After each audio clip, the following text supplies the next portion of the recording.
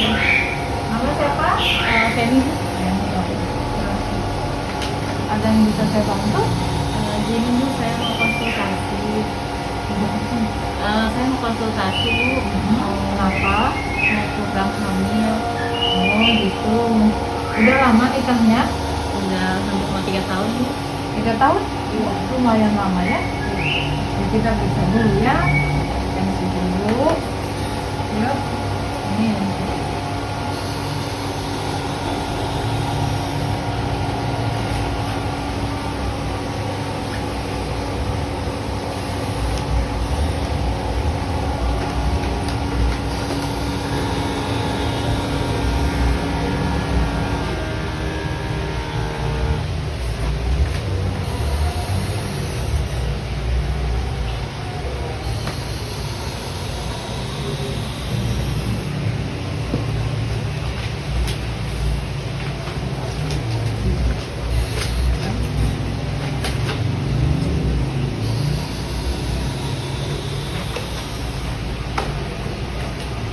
Tensinya bagus, 110 70,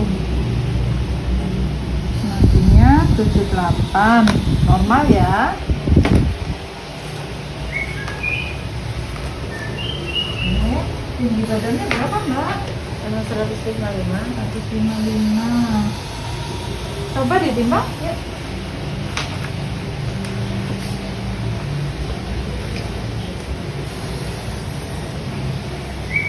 Berapa? 44 Ya. Oh, oke. 44 ya itu ini IMP-nya 18,33. Jadi masih berat badannya kurang nih Mbak. Harusnya berapa ya Bu?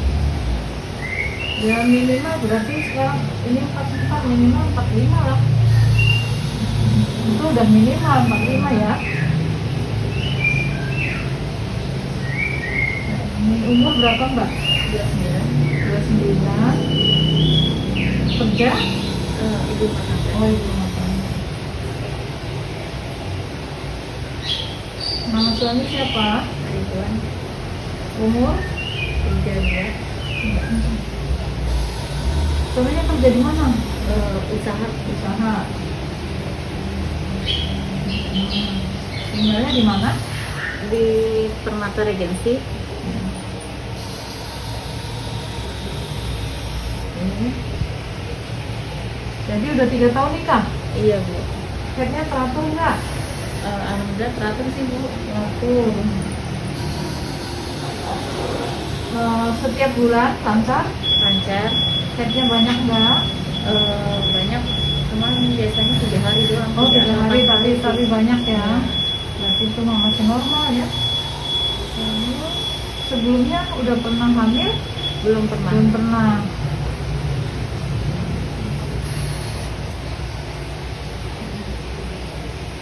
Belum pernah hamil. Kalau head nyeri nggak? Kadang-kadang. Kadang-kadang ada nyeri. Nyerinya hebat atau enggak? Kadang-kadang nyeri hebat, kadang-kadang juga enggak.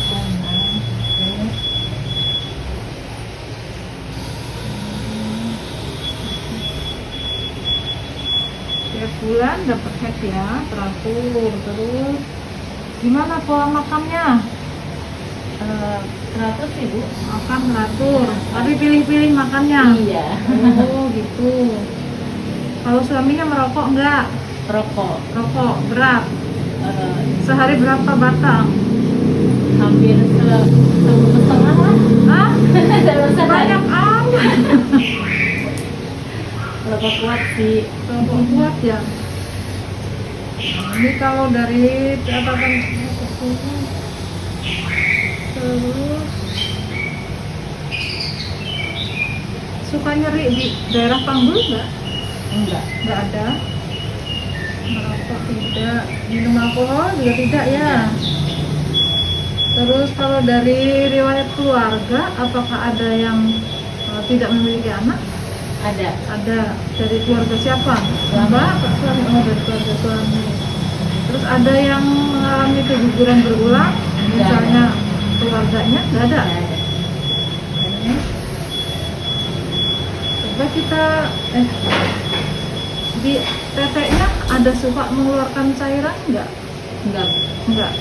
Nah, kenapa saya tanya ini? Karena ada hubungannya. Kalau payudara suka mengeluarkan cairan, itu kemungkinan hormon androgennya tinggi, hormon prolaktinnya tinggi. Hormon prolaktin tinggi itu juga menghambat kesuburan, ya. Jadi menekan hormon FSH dan LH-nya, ya. Oke, kita periksa dulu sebentar panggulnya ya. Yuk coba tiduran.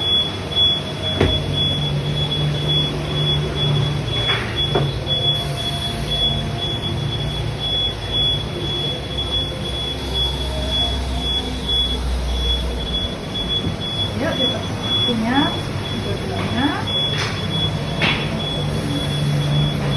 Ada nyeri nggak? Nggak ada. Tidak teraba juga, ada gejalanya, nggak ada masalah. Oke, ya, yuk.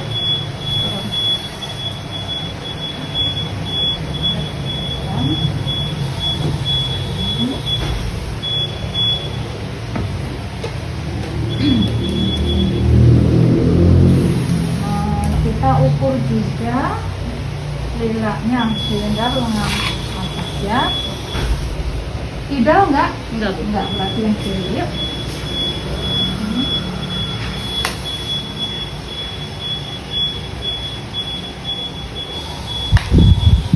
24. Berarti normal ya, minimal itu 23,5. Ini 24, jadi masih normal. Terus kita cek HB juga ya. Ini catatan kita gula normal. Indeks massa tubuhnya rendah ini ya, 18,33. Kita cek HB sekalian ya.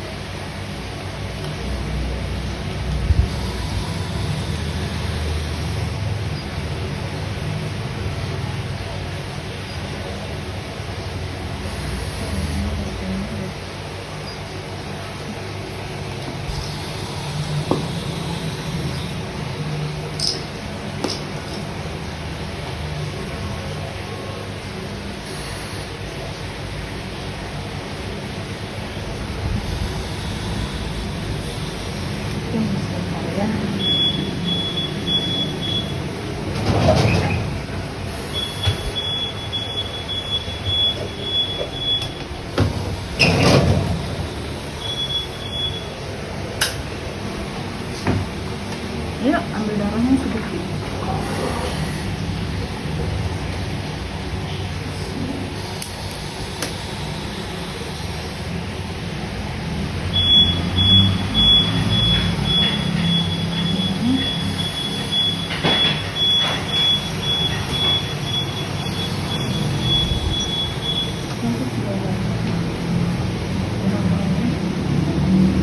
HB-nya normal ya, 12 ya.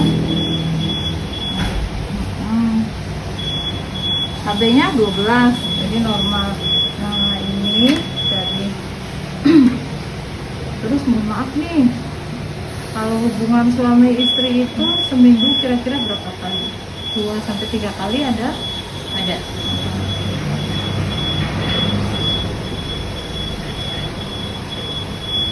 Sudah pernah diperiksa ke dokter belum? Belum pernah, Bu. Belum pernah. Ini kalau dilihat dari lingkar lengan atas sih sebetulnya masih normal, karena 24, minimal tuh 23,5. Tapi ini dari berat badan Mbak nih, dari berat badan Mbak masih kurang. bisa berpengaruh juga ke kesuburan. Jadi banyak faktor masalah nggak punya anak itu banyak faktor. Suaminya nggak diajak ini? Lagi ada urusan kok. Oh ada urusan, oke. Mestinya kalau konsultasi begini ya ajak suaminya bareng biar tahu dua-duanya ya. Karena masalah punya anak itu dari dua belah pihak, bukan cuma dari istri aja ya. Nah, gini, jadi kemungkinan ini permasalahannya gini, kalau mau program hamil itu harus diperbaiki dulu dari pola makannya. Kalau makannya pilih-pilih. Iya. Nah, kalau makan itu buat diperbaiki dulu gizinya. Itu nih kayak ini ibu punya contoh ya, ini nih. Jadi untuk mempersiapkan kehamilan itu perlu gizinya yang cukup. Jadi diperbaiki gizinya. Nih gizi utama yang diperlukan itu ada zat besi. Zat besi itu dari ikan, telur, kacang-kacangan, sayuran yang hijau tua, sama daging. Terus dari asam folat juga lebih penting lagi nih ya, kebutuhan asam folat. Ini contoh-contoh makanannya seperti ini. Sama kalsium. Jadi usahakan banyak makan yang mengandungi 3 macam unsur ini ya. Selain itu juga ini kalau umpamanya nggak suka dengan ikan, boleh ganti yang lainnya. Jadi protein itu nggak cuma dari nabat hewani, tapi juga dari nabati. Bisa kalau nabati itu dari tahu, tempe gitu, boleh, nggak apa-apa ya. Terus ada lagi yang mau ditanya. Oh iya, tadi masalah head ya, headnya kan teratur. Kalau headnya yang terakhir tanggal berapa? Setiap tanggal berapa headnya? Setiap tanggal 17. Oh, kalau setiap tanggal 17 nih, ini tanggal 17 headnya. Jadi kemungkinan masa suburnya tuh di akhir bulan. Jadi masa subur itu 2 minggu menjelang head yang berikutnya. Nah itu jadi kalau berhubungan di waktu masa subur itu kemungkinan besar bisa terjadi kehamilan. Tapi kalau tidak masa subur, mau sehari 2 atau 3 kali berhubungan ya kemungkinannya kecil untuk jadi ya. Kalau cara menghitung masa subur, cara biar tahu masa suburnya kapan gimana? Nah, yaitu kalau yang pertama tadi ya yang saya jelasin, cara untuk menghitung masa subur itu 2 minggu menjelang head yang berikutnya. Atau ada lagi cara lain yang bisa diukur sendiri dengan suhu tubuh. Suhu tubuh itu jadi Mbak gini, tiap hari itu Mbak punya catatan, setiap bangun tidur sebelum beraktivitas ukur tuh suhu tubuhnya dulu. Nah, dicatat tiap hari. Nah, nanti kalau Mbaknya hari ini 36, besok 36,1, besok lagi 36, besok lagi 36,2. Catat tiap hari. Nah, nanti suatu saat dia suhunya lebih tinggi dari yang lainnya, nah kemungkinan di waktu suburnya yaitu pas suhunya tinggi. Nah, ada lagi satu cara lagi, yaitu dengan lendir pelvik atau lendir yang dari vagina. Kan suka kalau di pertengahan setelah head itu kan suka ada keputihan tapi yang bening itu. Iya. Nah, itu lendir yang bening dari vagina itu kalau dipegang begini, nah ada seperti benang tidak terputus antara ini ada lendir dipegang, nah gitu. Nah, itu kemungkinan waktu subur. Iya, jadi kalau banyak dia masih putus-putus itu malah lendir biasa lah gitu. Tapi kalau dia lendirnya tidak terputus seperti ada benang, yaitu kemungkinan di waktu subur itu.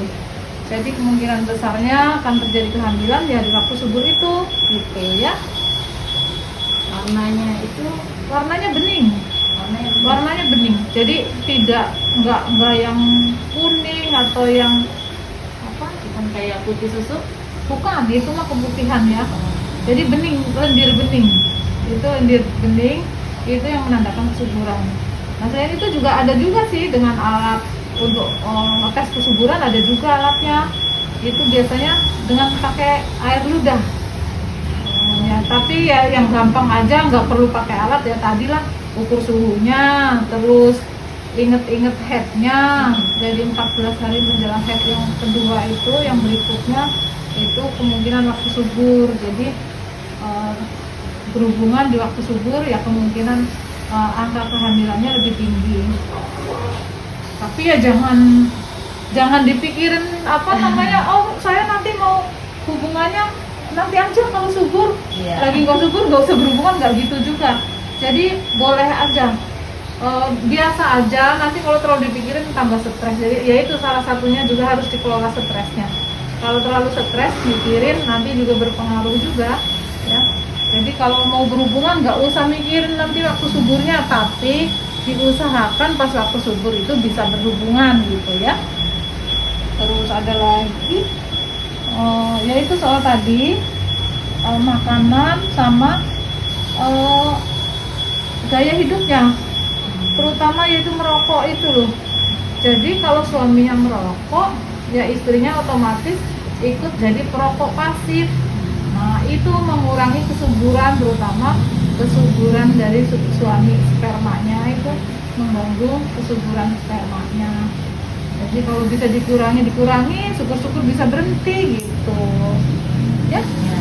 Gimana kalau begadang ngaruh juga nggak Bu? Ya termasuk, itu termasuk gaya hidup ya. Jadi kurang istirahat juga mempengaruhi gitu. Jadi istirahat yang cukup. Kalau emang emang kerjanya harus malam, kan siang bisa istirahat juga. Jadi cukup istirahat. Bukan berarti ya orang kalau udah kerjaannya malam kan nggak mungkin dirubah juga kan. Jadi diusahakan waktu istirahatnya cukup gitu. Jadi kalau misalkan sering begadang, tidur dia diganti dengan tidur pagi nggak apa-apa? Nggak apa-apa, boleh aja ya, karena emang udah pekerjaannya malam. Gimana coba, nggak bisa kan. Kerjaannya malam masa mau dirubah, emang harus dapetnya kerjaan malam gitu kan. Jadi gimana, ada lagi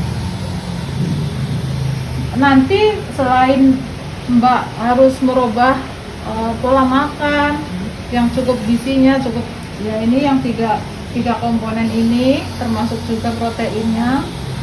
Nanti juga kita kasih asam folat ya. Itu asam folat nanti minumnya sehari 1, suaminya juga harus minum. Harus juga ya, jadi dua-duanya harus minum ya. Itu untuk mempersiapkan menjelang kehamilan. Jadi nanti asam folat juga kebutuhannya sebenarnya dari menjelang hamil, pas masa hamil dan menyusui itu harus tetap minum sebetulnya karena kebutuhannya tinggi ya. Kalau minumnya itu harus ada waktu? Oh enggak, bebas pokoknya sehari 1, kapan aja boleh. Mau Jadi minum pagi harus boleh, makan ya Bu? iya kapan aja boleh, bebas aja ya. Kalau minum es boleh Bu? Boleh ya. Jadi jangan lupa pola makannya diperhatikan, jadi gizinya dicukupi gitu. Terus gini, ini kan sudah 3 tahun. 3 tahun itu emang udah termasuk bisa dikatakan infertil. Nah kalau dari pemeriksaan ini yang lain-lain termasuk headnya itu teratur, itu sih sebetulnya kemungkinan ya ada kesuburan ya. Jadi untuk menunjang hasil pemeriksaan lainnya ya, saya sarankan nanti kapan-kapan ke dokter kandungan. Ke dokter kandungan ya harus sama suami untuk dicek ke laboratorium, itu termasuk sperma suami, jadi kualitasnya, jumlahnya gitu kan. Terus untuk istrinya dicek juga hormonnya, kadar hormonnya. Terus juga untuk diperiksa termasuk pemeriksaan ada sumbatan apa enggak di saluran telurnya. Terus bagaimana dengan kondisi rahimnya atau dinding rahimnya. Itu untuk lebih detailnya nanti sebaiknya, karena ini udah 3 tahun ya. Kalau masih di bawah 2 tahun sih masih istilahnya ya masih dicoba yang alami dulu ya. Nanti jadi kapan-kapan kalau ada waktu konsultasi ke dokter kandungan sama suaminya. Nah untuk saat ini ya dari pemeriksaan tadi ya paling ya harus diperbaiki pola makan aja ya. Kalau buat siklus head saya gimana Bu? Kalau siklusnya bagus, kalau teratur tiap tahun 17 berarti kan siklusnya normal. Kalau ada head kemungkinan besar juga ada pelepasan sel telur, jadi ada masa subur gitu. Gimana? Ada lagi yang mau ditanya? Sudah sih cukup mengerti. Ya oke. Kalau begitu untuk saat ini mungkin cukup itu aja dulu. Nanti kapan-kapan suaminya ajak ke sini biar kita ngobrol bareng ya. Mudah-mudahan sih Ibu doain, mudah-mudahan nanti bulan depan datang lagi udah positif ya. Oh, tapi saya konsumsi asam folatnya mulai dari sekarang. Mulai dari sekarang ya, nanti saya kasih asam folatnya sama saya kasih vitamin juga ya. Karena asam folat selain itu juga ada B12, ada vitamin-vitamin yang dibutuhkan untuk keseimbangan metabolismenya ya. Jadi satu lagi, kalau makan mie itu boleh nggak? Makan mie boleh aja, cuman kan semua yang berlebihan tuh gak bagus. Jadi makan mie sih boleh aja, cuman jangan tiap hari lah gitu. Kalau mie itu kan nggak lengkap ya gizinya, karena kalau mie mungkin kalau sekali-sekali makan mie dicampur sayuran, dicampur telur gitu itu nggak apa-apa sekali-sekali. Tapi kalau untuk istilah karena saking senengnya tiap hari makan mie ya jangan lah ya. Jadi makan yang sehat, makanan istilah makanan yang masih makan seger lah gitu. Jangan, kalau mie kan udah makanan instan, jadi kurangi makanan junk food gitu. Kirain karena gara-gara suka makan mie gitu Bu, enggak. Ya mungkin salah satunya ada andil untuk jadi kebutuhan gizinya nggak terpenuhi gitu. Itu mungkin salah satunya aja, enggak. Tapi bukan dulu ini gara-gara makan mie jadi nggak punya anak ya, nggak juga begitu. Mungkin ada faktor-faktor lain karena faktornya lebih kompleks gitu, nggak cuma karena makanan mie doang jadi nggak hamil gitu, nggak juga. Jangan kata zaman orang dulu kan bilangnya gitu, jangan makan yang instan nggak bagus. Ya emang betul, makanan yang instan nggak bagus. Emang betul, jadi makanan yang bagus ya makanan yang masih fresh gitu. Kayak sayuran ya sayuran fresh masak sendiri. Jadi pengolahannya higienisnya tahu, terus kualitas makanannya tahu, terus apa yang dimasukin termasuk bumbu-bumbunya juga kan bisa diatur sendiri. Tapi kalau makanan beli, kebanyakan beli, kita nggak tahu juga dia higienis apa enggak. Kita nggak tahu juga mungkin MSG-nya sampai sesendok dikasihnya gitu kan? Ya. Gimana? Ada lagi? Udah sih cukup. Ya udah, mudah-mudahan untuk nanti kedepannya bisa cepat hamil ya. Untuk saat ini pemeriksaannya ya cukup, tapi nanti yang lebih detail yaitu saran saya tadi, karena udah 3 tahun jadi sebaiknya konsul juga ke dokter SPOD ya. Oke ya, ya. Selamat ya, mudah-mudahan bulan depan udah positif. Ya, terima kasih Oke. Bu Ya. informasinya. Ya, mari.